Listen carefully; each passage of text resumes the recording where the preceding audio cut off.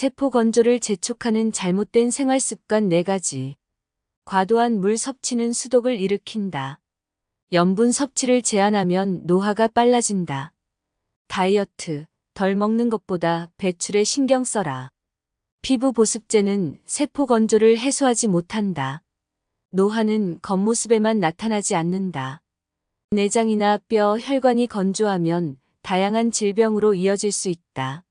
생활습관병이라고 하는 고혈압, 당뇨병, 고지혈증 등은 혈관세포나 췌장의 세포 같은 우리 몸의 세포가 비정상적으로 건조해진 결과 그 기능이 떨어져서 나타나는 질환들이다. 특히 여성은 몸속이 건조하면 자궁과 난소의 기능이 떨어져 부종이나 심한 체중 증가, 생리와 관련된 부인과 질환, 갱년기장애 등을 겪게 된다. 원인이 불명확하다고 알려진 치매 역시 뇌세포가 심하게 건조해져 쪼그라들면서 나타나는 현상이다. 이러한 몸의 노화 현상들은 20대를 넘으면 누구나 겪을 수 있는 일들이다. 20살이어도 세포가 건조하면 위의 증상들을 겪게 되고 나이 50이 넘어도 세포의 수분이 충분하면 젊고 아름다운 몸을 유지할 수 있다. 즉 노화 현상은 중년기나 노년기에만 나타나는 문제가 아닌 것이다. 그러면 우리 몸의 세포는 어떤 원리로 건조해지는 것일까? 첫 번째, 식생활에서 건조를 유발하는 요인을 찾을 수 있다. 아침 식사로 많이 먹는 빵과 우유, 평소에 즐겨 먹는 열대과일, 마시는 녹차는 모두 우리 몸을 차게 만든다. 이처럼 자신도 모르게 몸을 차게 만들어서 세포의 건조를 야기하는 것은 안타까울 뿐이다. 이러한 생활 습관을 고치고 몸의 건조를 방지하면 내장 기능이 활발해지고 피부도 촉촉해진다. 노화도 느리게 진행된다. 주변을 둘러보면 나이보다 젊어 보이는 사람들은 활발하게 몸을 움직이기 때문에 몸에 온기가 돌고 피부에도 윤기가 있다. 내장이나 뼈, 혈관의 세포가 건조해지면 겉모습뿐만 아니라 다양한 질병에 걸릴 수도 있다. 나이가 들면 눈도 뻑뻑해지고 손끝에 물기도 말라간다. 또한 음식을 삼키다가 목에 걸려 숨을 쉴 수 없는 사례도 많이 있다. 이런 현상은 몸의 세포가 건조해진 것을 증거로 할 수 있다. 이러한 노화와 건조 현상은 20대를 넘으면 누구나 겪게 된다. 이는 중년기나 노년기에만 해당되는 문제가 아니다. 두 번째, 지나친 냉난방으로 인해 우리 몸은 계속해서 건조한 상태로 지내게 되었다. 특히 가습기 없이는 겨울을 견디기가 어려울 정도다. 목욕 방식도 달라져서 느긋하게 몸을 당기는 대신에 후다닥 샤워로 끝내는 경우가 많아졌다. 이로 인해 몸을 충분히 덮이지 못하고 냉증이 쉽게 생기는 것이다. 몸이 차면 세포의 건조 상태가 더 악화된다는 것은 뒤에서 자세히 설명하겠다. 생활습관병이라고 하는 고혈압, 당뇨병, 고지혈증 등은 혈관의 내피세포나 췌장의 베타세포와 같은 우리 몸의 세포가 비정상적으로 건조해진 결과로 기능이 떨어져서 나타나는 질환들이다. 또한 치매라 불리는 인지장애도 뇌세포가 건조해서 쪼그라들면서 나타나는 질병이다. 물을 마셔도 갈증이 가시지 않고 결국 하체 비만에 이르는 증상은 동양의학에서 말하는 수독증에 해당한다. 말하자면 몸속에 더러운 물이 고인 웅덩이가 여럿 있는 셈이다. 이런 상태에서는 아무리 물을 마셔도 그 웅덩이로 빼앗기기 때문에 충분한 양의 수분이 세포로 전달되지 못한다. 필요한 수분을 공급받지 못해 건조해진 세포는 마침내 생명의 위기를 느끼게 되어 우리 몸에 물을 달라는 신호를 보낸다. 이것이 심한 갈증으로 나타난다. 갈증은 세포가 건조하다는 신호인 것이다. 온몸의 세포가 바짝 말라 있으면 노화가 심해진다. 평소에 자주 목이 말라 물을 마시는 사람은 건조와 노화의 악순환에 빨리 벗어나도록 애써야 한다.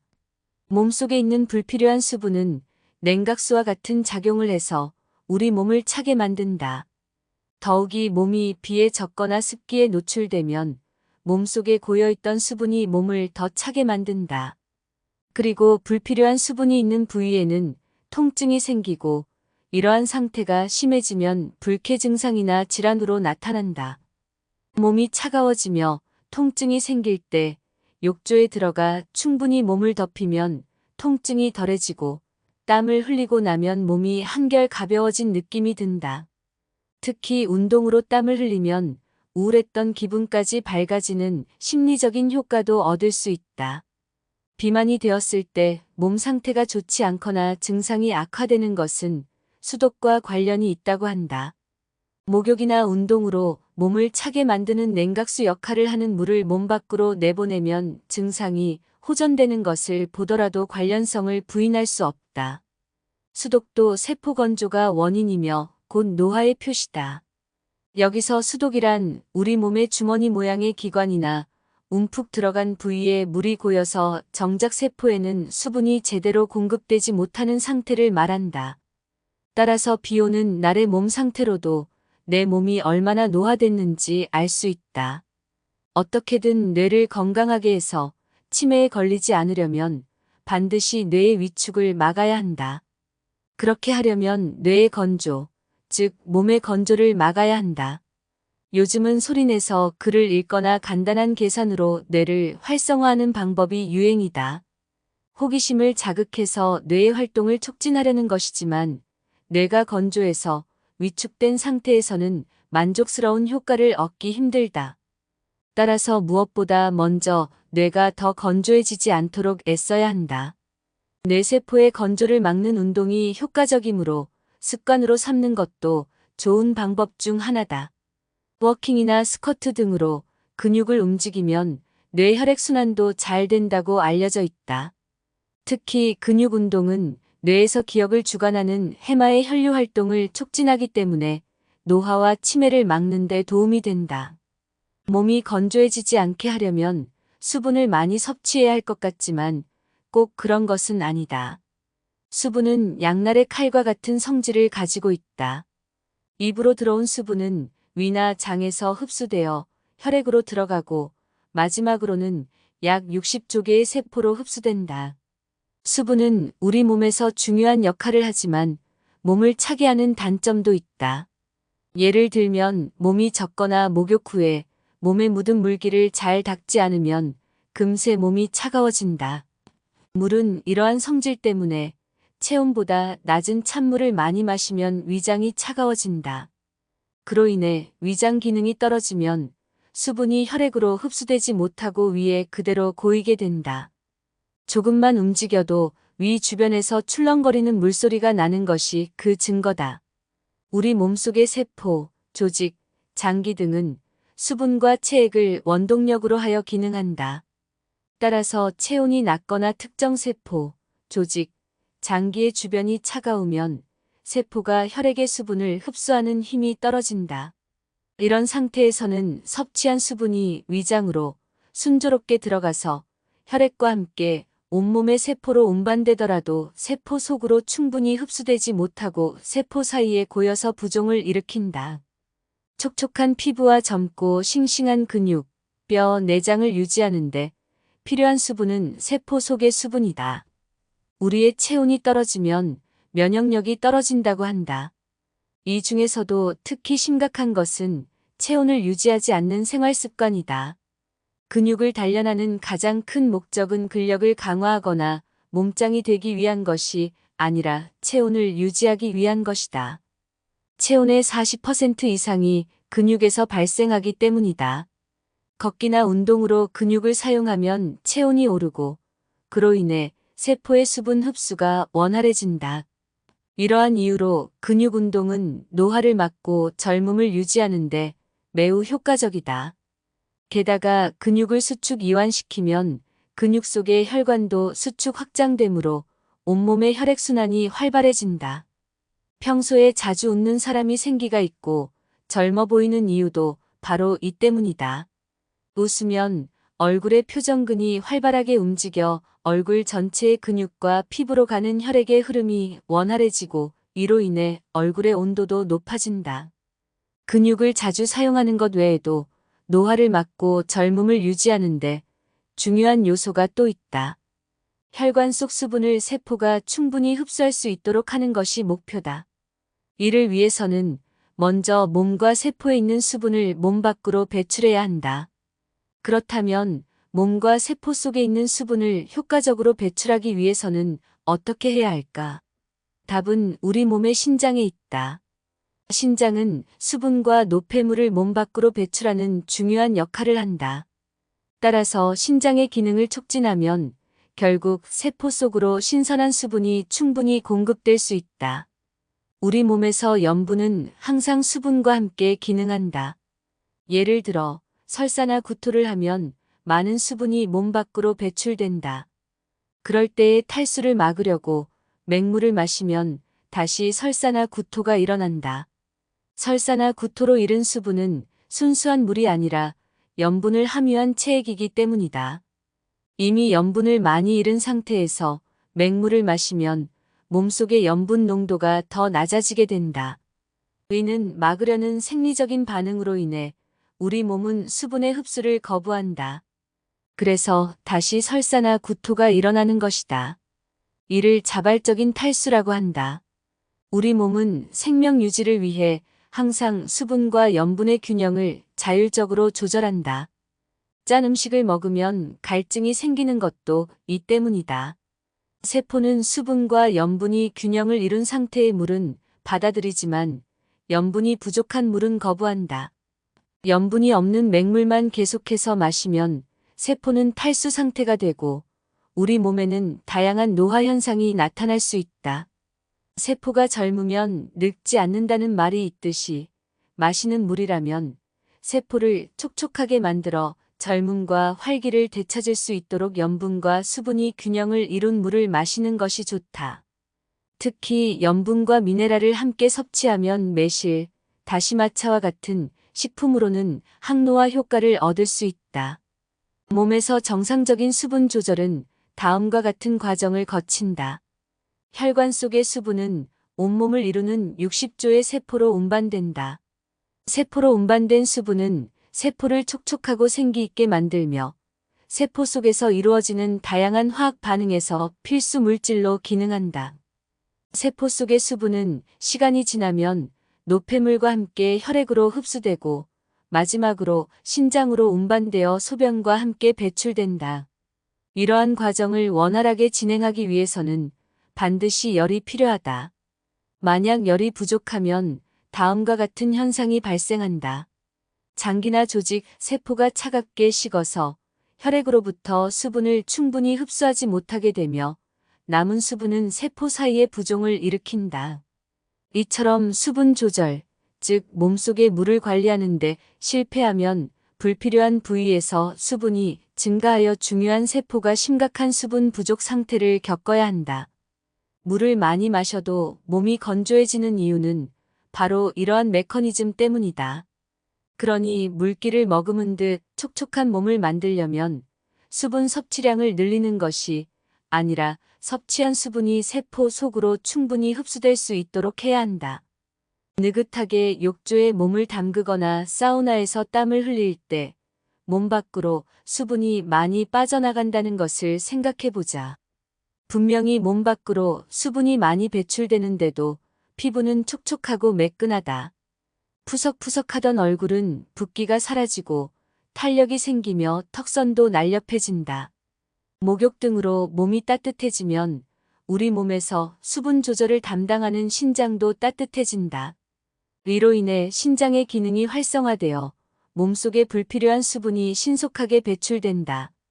게다가 몸이 따뜻해지면 피부 세포의 대사도 활발해지기 때문에 물기가 부족해 마르고 생기가 없던 피부 세포가 신선한 수분을 흡수하여 촉촉함을 되찾는다.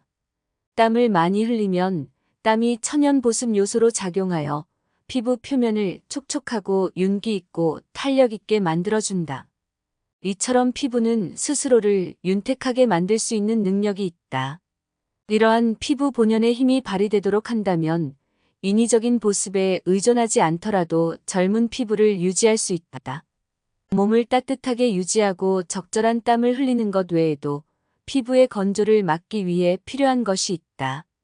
수분을 흡수하여 촉촉해진 세포가 그 상태를 계속 유지할 수 있는 힘, 즉 수분 보습력을 높이는 일이다. 굴, 해삼, 가자미, 조림 등과 같은 식품에 들어있는 성분은 피부를 촉촉하고 탄력 있게 만들어준다. 이러한 식품을 자주 섭취하면 세포의 수분 상태가 정상으로 회복되므로 피부 건조 증상도 점차 개선될 것이다. 피부 세포를 촉촉하게 하는 것이야말로 피부를 젊고 생기 있게 만드는 가장 효율적인 방법이다. 당근, 사과, 소금 주스는 신장의 기능을 강화하여 세포의 건조를 막는 대표적인 항노화 음료다. 인삼 같은 뿌리를 약용하는 생약은 대개 큰 병으로 매우 쇠약한 신체의 회복을 돕거나 허약한 체질을 개선하는 데 사용된다. 음식 중에서는 뿌리 채소가 신장의 기능을 강화하는 데 좋다. 특히 당근은 과도한 수분으로 인해 몸이 찬 사람에게 아주 좋다. 과일 중에서 사과는 북쪽 지방에서 생산되며 색상도 붉어서 몸을 차게 할 염려가 있다. 그러나 당근과 사과의 소금을 함께 섭취하면 앞서 설명한 대로 수분과 염분이 균형을 이루게 되므로 세포의 수분을 더 효율적으로 공급할 수 있다. 당근은 채소 중에서 미네랄이 풍부하며 사과도 미네랄과 비타민이 풍부하다. 게다가 당근과 사과를 함께 갈아 마시면 당근의 특유의 향이 약해져서 영양뿐만 아니라 맛도 한결 좋아진다. 당근 주스는 영양소가 풍부하고 비타민과 미네랄이 균형을 이룬 음료다. 그러나 일부 사람들은 마시고 나서 속이 메스꺼워지거나 몸이 차가워질 수 있다. 필자는 임상 경험을 통해 몸속에 불필요한 수분이 쌓이면 세포가 건조해질수록 이와 같은 반응이 많이 나타난다는 사실을 알게 되었다. 그래서 몸속에 생긴 물웅덩이가 당근 사과 주스의 흡수를 방해하지 못하도록 소금을 첨가하여 세포의 수분 흡수력을 높였다. 또한 생강은 혈액순환과 이뇨작용을 촉진하며 몸을 따뜻하게 하고 소화작용을 한다. 생강의 주요 효능은 다음과 같다. 몸을 덮어서 땀을 발산하고 혈액과 체액의 흐름을 원활하게 한다. 수분을 잘 배출하여 몸속의 과도한 수분을 제거한다. 기운을 높이고 우울한 기분을 밝게 한다. 생강은 혈소판의 응집력을 낮추어 혈전 형성을 예방하고 치료한다. 일상적으로 생강을 자주 섭취하면 신장의 혈액순환이 원활해지고 몸도 따뜻해진다. 이러한 효능을 간편하게 음료로 섭취할 수 있도록 생강 홍차가 만들어졌다. 생강 홍차는 생강과 홍차 그리고 흑설탕 또는 꿀로 만들어진다. 홍차는 몸을 따뜻하게 하고 카페인 성분이 이뇨작용을 한다. 여기에 미네랄이 풍부한 흑설탕이 들어가기 때문에 추가적인 효과도 얻을 수 있다. 식물은 자라는 곳에 기후에 맞는 성질을 갖는다. 자연의 원리에 따라 추운 지방에서 자라는 식물은 따뜻한 성질을 갖는다. 성질이 차면 추위를 이겨내지 못해 잘 생존할 수 없기 때문이다. 그래서 북쪽 지방에서 생산된 채소와 과일은 몸을 따뜻하게 하고 남쪽 지방에서 생산된 것은 몸을 차게 한다. 남쪽 지방에 사는 사람들은 몸을 덮이는 음식만 먹으면 몸이 뜨거워져서 잘 수 없다. 마찬가지로 북쪽 지방에 사는 사람들은 몸을 차게 하는 음식만 먹으면 추위를 견뎌낼 수 없다. 한국이나 일본과 같은 사계절이 있는 곳에서는 여름에는 찬 성질을 가진 음식이 나오고 겨울에는 따뜻한 성질을 가진 음식이 나온다. 이를 통해 어떤 사람이든 자연의 섭리에 따라 음식을 선택하면 젊고 건강하게 살 수 있다. 채소 중에서는 당근, 연근, 우엉, 마늘의 뿌리채소가 몸을 따뜻하게 하는 양성식품이다. 포도, 건자두, 사과와 같은 북쪽 지방에서 생산된 과일, 연어, 메밀도 몸을 따뜻하게 한다. 반대로 바나나, 파인애플, 토마토, 수박, 망고, 카레, 레몬, 귤, 오이, 커피와 같은 음식은 몸을 차게 한다. 카레를 먹거나 커피를 마시면 배가 아프거나 설사를 하는 사람도 있다. 이는 카레나 커피가 배와 몸을 차게 만들기 때문이다. 이런 양성식품도 따뜻하게 데워서 섭취하면 괜찮을 것 같지만 그렇지 않다. 물론 차게 먹는 것보다는 낫지만 남쪽 지방에서 생산된 것은 대체로 몸을 식히는 작용이 사라지지 않는다. 몸이 건조한 사람은 몸속에 불필요한 수분이 쌓여 있으므로 그런 상태에서 몸을 차게 하는 음식을 먹으면 세포 건조와 노화가 더욱 심해진다. 이럴 때는 되도록 몸을 따뜻하게 하는 북쪽 지방의 음식을 자주 섭취하도록 한다. 물은 몸을 차게 하기 때문에 수분 함량이 높은 음식일수록 몸을 차게 하는 작용이 강하다. 기름도 마찬가지다. 튀김을 먹고 나서 입가심으로 수박을 먹으면 설사를 할 수 있다. 성질이 찬 음식을 함께 먹으면 냉증이 심해지기 때문이다. 따라서 수분이나 기름이 많은 부드러운 음식 대신 마르고 딱딱한 식품을 먹으면 신장의 기능을 높여서 노화를 막는 데 도움이 된다. 이에 더해서 끈적거리는 식품을 먹어서 몸속에서 보습을 해야 피부가 건조해지는 것을 막아 젊음을 유지할 수 있다. 또한 남쪽 지방이 원산지인 과일은 차가운 성질을 가지고 있다. 따라서 냉증이 있는 사람이 이러한 과일을 선호할 경우 이미 건조한 세포가 더욱 건조해질 수 있다. 몸이 찬 사람은 말린 과일을 먹는 것이 좋다. 현재는 건자두를 비롯한 다양한 종류의 말린 과일들을 쉽게 구할 수 있다. 말린 과일은 간식으로도 적합하다. 지금까지의 글은 책 노화는 세포 건조가 원인이다에서 가져왔는데요. 저는 이 책을 읽고 책에서 말한 대로 세포 보습에 좋은 식품을 한번 찾아봤습니다. 다른 식품도 좋았지만 유독 이 식품을 먹으니 피부가 촉촉해지고 면역력도 좋아진 느낌을 받았는데요.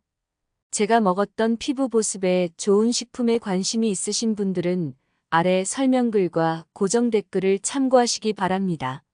세포 건조를 재촉하는 잘못된 생활 습관 4가지. 과도한 물 섭취는 수독을 일으킨다. 염분 섭취를 제한하면 노화가 빨라진다. 다이어트, 덜 먹는 것보다 배출에 신경 써라. 피부 보습제는 세포 건조를 해소하지 못한다. 노화는 겉모습에만 나타나지 않는다. 내장이나 뼈, 혈관이 건조하면 다양한 질병으로 이어질 수 있다. 생활습관병이라고 하는 고혈압, 당뇨병, 고지혈증 등은 혈관세포나 췌장의 세포 같은 우리 몸의 세포가 비정상적으로 건조해진 결과 그 기능이 떨어져서 나타나는 질환들이다. 특히 여성은 몸속이 건조하면 자궁과 난소의 기능이 떨어져 부종이나 심한 체중 증가, 생리와 관련된 부인과 질환, 갱년기장애 등을 겪게 된다. 원인이 불명확하다고 알려진 치매 역시 뇌세포가 심하게 건조해져 쪼그라들면서 나타나는 현상이다. 이러한 몸의 노화 현상들은 20대를 넘으면 누구나 겪을 수 있는 일들이다. 20살이어도 세포가 건조하면 위의 증상들을 겪게 되고 나이 50이 넘어도 세포의 수분이 충분하면 젊고 아름다운 몸을 유지할 수 있다. 즉 노화 현상은 중년기나 노년기에만 나타나는 문제가 아닌 것이다. 그러면 우리 몸의 세포는 어떤 원리로 건조해지는 것일까? 첫 번째, 식생활에서 건조를 유발하는 요인을 찾을 수 있다. 아침 식사로 많이 먹는 빵과 우유, 평소에 즐겨 먹는 열대과일, 마시는 녹차는 모두 우리 몸을 차게 만든다. 이처럼 자신도 모르게 몸을 차게 만들어서 세포의 건조를 야기하는 것은 안타까울 뿐이다. 이러한 생활 습관을 고치고 몸의 건조를 방지하면 내장 기능이 활발해지고 피부도 촉촉해진다. 노화도 느리게 진행된다. 주변을 둘러보면 나이보다 젊어 보이는 사람들은 활발하게 몸을 움직이기 때문에 몸에 온기가 돌고 피부에도 윤기가 있다. 내장이나 뼈, 혈관의 세포가 건조해지면 겉모습뿐만 아니라 다양한 질병에 걸릴 수도 있다.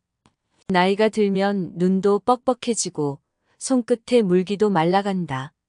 또한 음식을 삼키다가 목에 걸려 숨을 쉴 수 없는 사례도 많이 있다. 이런 현상은 몸의 세포가 건조해진 것을 증거로 할 수 있다. 이러한 노화와 건조 현상은 20대를 넘으면 누구나 겪게 된다. 의는 중년기나 노년기에만 해당되는 문제가 아니다. 두 번째, 지나친 냉난방으로 인해 우리 몸은 계속해서 건조한 상태로 지내게 되었다. 특히 가습기 없이는 겨울을 견디기가 어려울 정도다. 목욕 방식도 달라져서 느긋하게 몸을 당기는 대신에 후다닥 샤워로 끝내는 경우가 많아졌다. 이로 인해 몸을 충분히 덮이지 못하고 냉증이 쉽게 생기는 것이다. 몸이 차면 세포의 건조 상태가 더 악화된다는 것은 뒤에서 자세히 설명하겠다. 생활습관병이라고 하는 고혈압, 당뇨병, 고지혈증 등은 혈관의 내피세포나 췌장의 베타세포와 같은 우리 몸의 세포가 비정상적으로 건조해진 결과로 기능이 떨어져서 나타나는 질환들이다. 또한 치매라 불리는 인지장애도 뇌세포가 건조해서 쪼그라들면서 나타나는 질병이다.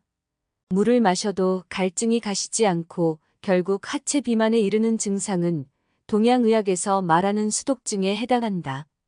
말하자면 몸속에 더러운 물이 고인 웅덩이가 여럿 있는 셈이다. 이런 상태에서는 아무리 물을 마셔도 그 웅덩이로 빼앗기기 때문에 충분한 양의 수분이 세포로 전달되지 못한다. 필요한 수분을 공급받지 못해 건조해진 세포는 마침내 생명의 위기를 느끼게 되어 우리 몸에 물을 달라는 신호를 보낸다. 이것이 심한 갈증으로 나타난다. 갈증은 세포가 건조하다는 신호인 것이다. 온몸의 세포가 바짝 말라 있으면 노화가 심해진다. 평소에 자주 목이 말라 물을 마시는 사람은 건조와 노화의 악순환에 빨리 벗어나도록 애써야 한다. 몸속에 있는 불필요한 수분은 냉각수와 같은 작용을 해서 우리 몸을 차게 만든다. 더욱이 몸이 비에 젖거나 습기에 노출되면 몸속에 고여있던 수분이 몸을 더 차게 만든다. 그리고 불필요한 수분이 있는 부위에는 통증이 생기고 이러한 상태가 심해지면 불쾌 증상이나 질환으로 나타난다. 몸이 차가워지며 통증이 생길 때 욕조에 들어가 충분히 몸을 덮이면 통증이 덜해지고 땀을 흘리고 나면 몸이 한결 가벼워진 느낌이 든다. 특히 운동으로 땀을 흘리면 우울했던 기분까지 밝아지는 심리적인 효과도 얻을 수 있다. 비만이 되었을 때 몸 상태가 좋지 않거나 증상이 악화되는 것은 수독과 관련이 있다고 한다. 목욕이나 운동으로 몸을 차게 만드는 냉각수 역할을 하는 물을 몸 밖으로 내보내면 증상이 호전되는 것을 보더라도 관련성을 부인할 수 없다. 수독도 세포 건조가 원인이며 곧 노화의 표시다. 여기서 수독이란 우리 몸의 주머니 모양의 기관이나 움푹 들어간 부위에 물이 고여서 정작 세포에는 수분이 제대로 공급되지 못하는 상태를 말한다. 따라서 비 오는 날의 몸 상태로도 내 몸이 얼마나 노화됐는지 알 수 있다. 어떻게든 뇌를 건강하게 해서 치매에 걸리지 않으려면 반드시 뇌의 위축을 막아야 한다. 그렇게 하려면 뇌의 건조, 즉 몸의 건조를 막아야 한다. 요즘은 소리내서 글을 읽거나 간단한 계산으로 뇌를 활성화하는 방법이 유행이다. 호기심을 자극해서 뇌의 활동을 촉진하려는 것이지만 뇌가 건조해서 위축된 상태에서는 만족스러운 효과를 얻기 힘들다. 따라서 무엇보다 먼저 뇌가 더 건조해지지 않도록 애써야 한다. 뇌세포의 건조를 막는 운동이 효과적이므로 습관으로 삼는 것도 좋은 방법 중 하나다. 워킹이나 스쿼트 등으로 근육을 움직이면 뇌 혈액순환도 잘 된다고 알려져 있다. 특히 근육 운동은 뇌에서 기억을 주관하는 해마의 혈류 활동을 촉진하기 때문에 노화와 치매를 막는 데 도움이 된다. 몸이 건조해지지 않게 하려면 수분을 많이 섭취해야 할 것 같지만 꼭 그런 것은 아니다. 수분은 양날의 칼과 같은 성질을 가지고 있다. 입으로 들어온 수분은 위나 장에서 흡수되어 혈액으로 들어가고 마지막으로는 약 60조 개의 세포로 흡수된다.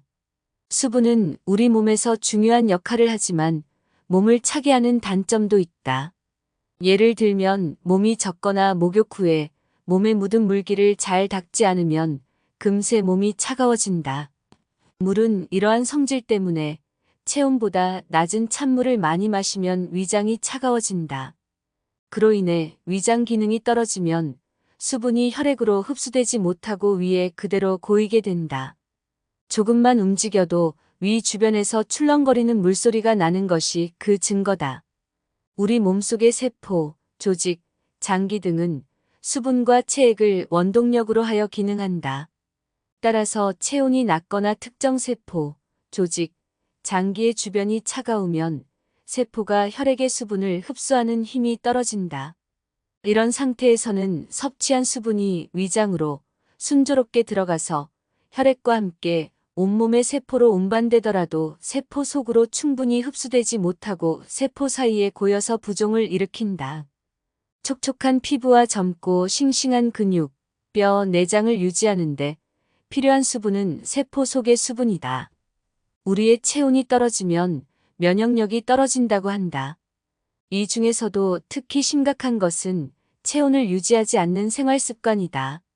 근육을 단련하는 가장 큰 목적은 근력을 강화하거나 몸짱이 되기 위한 것이 아니라 체온을 유지하기 위한 것이다. 체온의 40% 이상이 근육에서 발생하기 때문이다. 걷기나 운동으로 근육을 사용하면 체온이 오르고 그로 인해 세포의 수분 흡수가 원활해진다. 이러한 이유로 근육 운동은 노화를 막고 젊음을 유지하는데 매우 효과적이다. 게다가 근육을 수축 이완시키면 근육 속의 혈관도 수축 확장되므로 온몸의 혈액순환이 활발해진다. 평소에 자주 웃는 사람이 생기가 있고 젊어 보이는 이유도 바로 이 때문이다.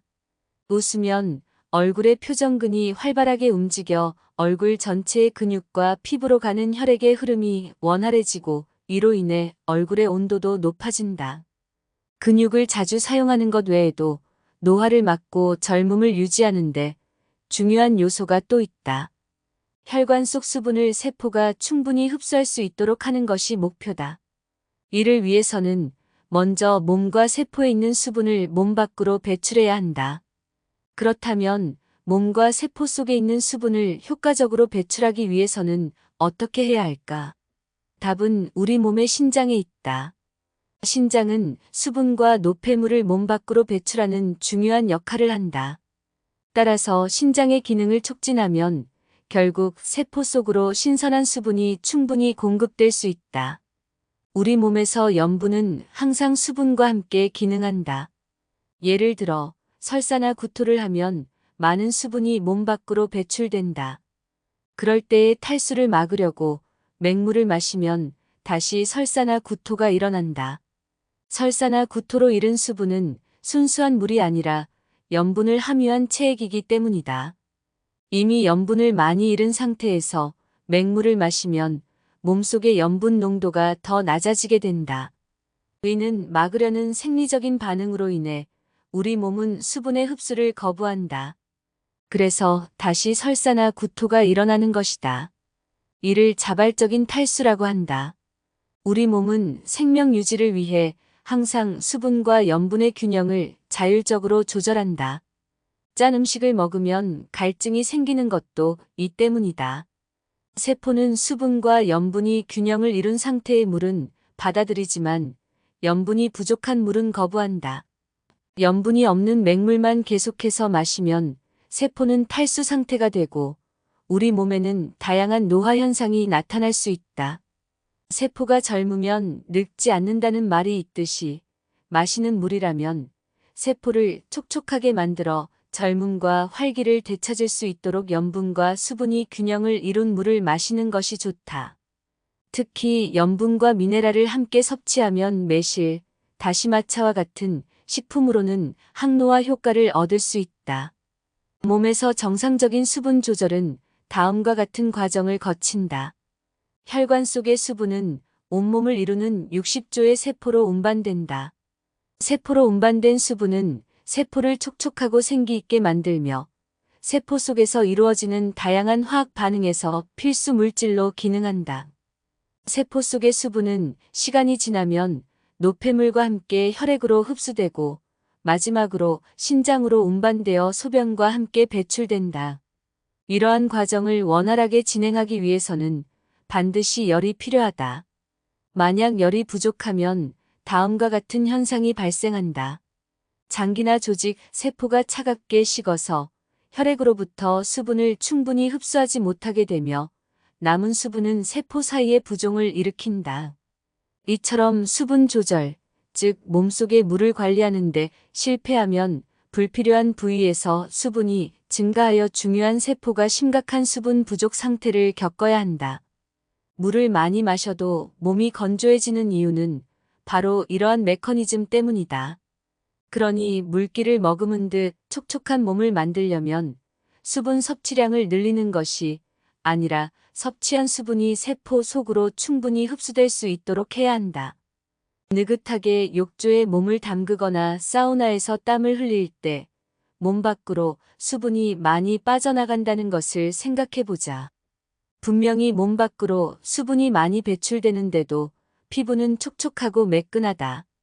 푸석푸석하던 얼굴은 붓기가 사라지고 탄력이 생기며 턱선도 날렵해진다. 목욕 등으로 몸이 따뜻해지면 우리 몸에서 수분 조절을 담당하는 신장도 따뜻해진다. 이로 인해 신장의 기능이 활성화되어 몸속에 불필요한 수분이 신속하게 배출된다. 게다가 몸이 따뜻해지면 피부 세포의 대사도 활발해지기 때문에 물기가 부족해 마르고 생기가 없던 피부 세포가 신선한 수분을 흡수하여 촉촉함을 되찾는다. 땀을 많이 흘리면 땀이 천연 보습 요소로 작용하여 피부 표면을 촉촉하고 윤기 있고 탄력 있게 만들어준다. 이처럼 피부는 스스로를 윤택하게 만들 수 있는 능력이 있다. 이러한 피부 본연의 힘이 발휘되도록 한다면 인위적인 보습에 의존하지 않더라도 젊은 피부를 유지할 수 있다. 몸을 따뜻하게 유지하고 적절한 땀을 흘리는 것 외에도 피부의 건조를 막기 위해 필요한 것이 있다. 수분을 흡수하여 촉촉해진 세포가 그 상태를 계속 유지할 수 있는 힘, 즉 수분 보습력을 높이는 일이다. 굴, 해삼, 가자미, 조림 등과 같은 식품에 들어있는 성분은 피부를 촉촉하고 탄력 있게 만들어준다. 이러한 식품을 자주 섭취하면 세포의 수분 상태가 정상으로 회복되므로 피부 건조 증상도 점차 개선될 것이다.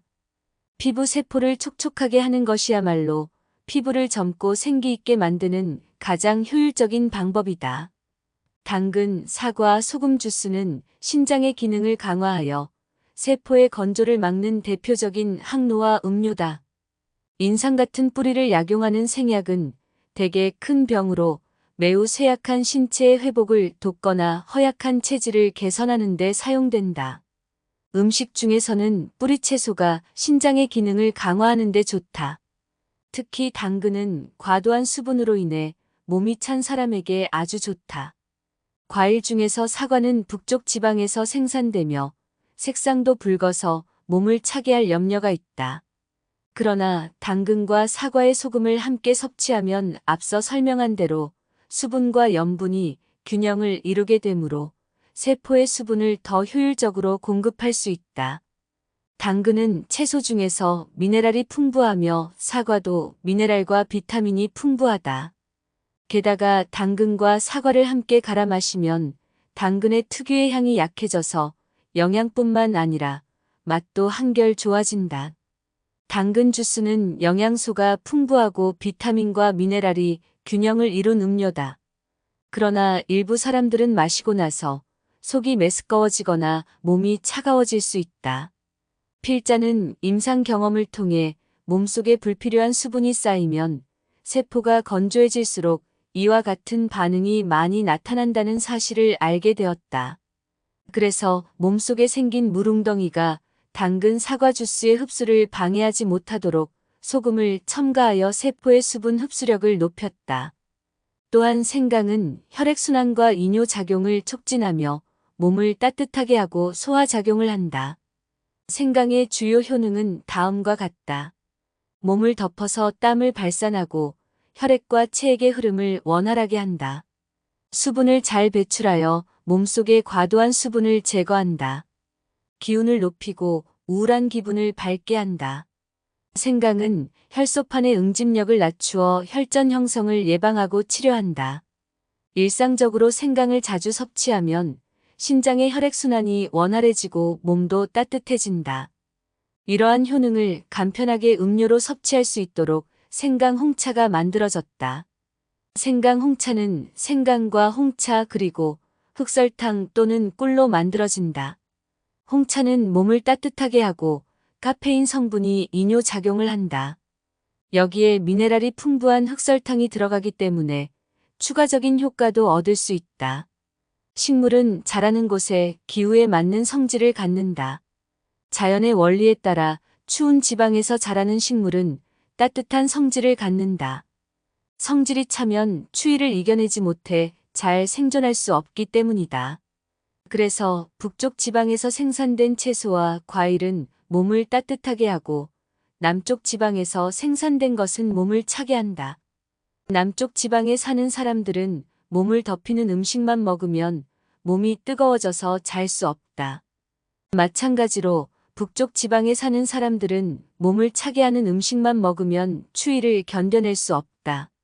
한국이나 일본과 같은 사계절이 있는 곳에서는 여름에는 찬 성질을 가진 음식이 나오고 겨울에는 따뜻한 성질을 가진 음식이 나온다. 이를 통해 어떤 사람이든 자연의 섭리에 따라 음식을 선택하면 젊고 건강하게 살 수 있다. 채소 중에서는 당근, 연근, 우엉, 마늘의 뿌리채소가 몸을 따뜻하게 하는 양성식품이다. 포도, 건자두, 사과와 같은 북쪽 지방에서 생산된 과일, 연어, 메밀도 몸을 따뜻하게 한다. 반대로 바나나, 파인애플, 토마토, 수박, 망고, 카레, 레몬, 귤, 오이, 커피와 같은 음식은 몸을 차게 한다. 카레를 먹거나 커피를 마시면 배가 아프거나 설사를 하는 사람도 있다. 이는 카레나 커피가 배와 몸을 차게 만들기 때문이다.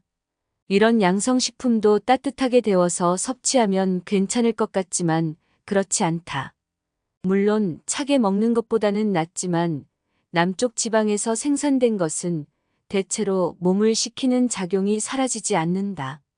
몸이 건조한 사람은 몸속에 불필요한 수분이 쌓여 있으므로 그런 상태에서 몸을 차게 하는 음식을 먹으면 세포 건조와 노화가 더욱 심해진다. 이럴 때는 되도록 몸을 따뜻하게 하는 북쪽 지방의 음식을 자주 섭취하도록 한다. 물은 몸을 차게 하기 때문에 수분 함량이 높은 음식일수록 몸을 차게 하는 작용이 강하다. 기름도 마찬가지다. 튀김을 먹고 나서 입가심으로 수박을 먹으면 설사를 할 수 있다. 성질이 찬 음식을 함께 먹으면 냉증이 심해지기 때문이다. 따라서 수분이나 기름이 많은 부드러운 음식 대신 마르고 딱딱한 식품을 먹으면 신장의 기능을 높여서 노화를 막는 데 도움이 된다. 이에 더해서 끈적거리는 식품을 먹어서 몸속에서 보습을 해야 피부가 건조해지는 것을 막아 젊음을 유지할 수 있다. 또한 남쪽 지방이 원산지인 과일은 차가운 성질을 가지고 있다. 따라서 냉증이 있는 사람이 이러한 과일을 선호할 경우 이미 건조한 세포가 더욱 건조해질 수 있다. 몸이 찬 사람은 말린 과일을 먹는 것이 좋다. 현재는 건자두를 비롯한 다양한 종류의 말린 과일들을 쉽게 구할 수 있다. 말린 과일은 간식으로도 적합하다. 지금까지의 글은 책 노화는 세포 건조가 원인이다에서 가져왔는데요. 저는 이 책을 읽고 책에서 말한 대로 세포 보습에 좋은 식품을 한번 찾아봤습니다. 다른 식품도 좋았지만 유독 이 식품을 먹으니 피부가 촉촉해지고 면역력도 좋아진 느낌을 받았는데요. 제가 먹었던 피부 보습에 좋은 식품에 관심이 있으신 분들은 아래 설명글과 고정 댓글을 참고하시기 바랍니다.